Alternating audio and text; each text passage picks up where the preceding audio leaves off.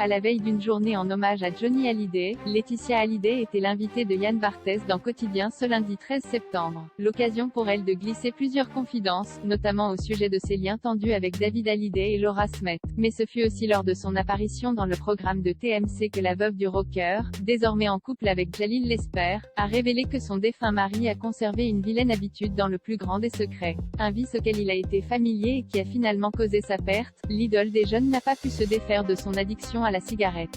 Yann Barthès a, en effet, demandé à Laetitia Hallyday si la rumeur selon laquelle le chanteur fumait en cachette jusqu'à la fin de sa vie était bien avérée. Ce à quoi la fille d'André Boudou a répondu à l'affirmative. Même pendant les vieilles canailles, en 2017, MDLR a relancé l'animateur de Quotidien. Oui, a lâché la mère de Jade et Joy en hochant la tête.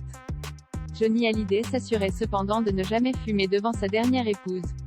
Il se cachait de moi, a poursuivi celle-ci, admettant ensuite qu'elle parvenait toujours à le prendre en flagrant délit.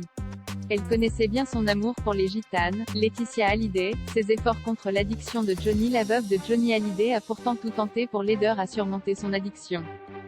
Dès 2012, l'interprète a même pu être aperçue avec une cigarette électronique à la main, expliquant à l'émission 100% Mag les raisons de cette nouvelle habitude. Je me suis mis à ça parce que Louis Bertignac, il m'a dit qu'il avait les poumons en mauvais état. Et il m'a dit tiens, je t'offre ça. Ça ne peut pas te faire de mal à la voix. Et finalement, ses amis, Eddie Mitchell et Philippe Manœuvre ont pourtant assuré en 2015 qu'il fumait jusqu'à 3 ou même 4 paquets de cigarettes par jour. De quoi alarmer sa femme. Laetitia ne le lâche pas d'une semelle et lui met gentiment la pression au quotidien à sa façon. À Los Angeles, pour son bureau, elle lui a offert des coussins où il est écrit No Smoking, écrivait Éric Le Bourrice dans son livre L'incroyable histoire. Son ange gardien.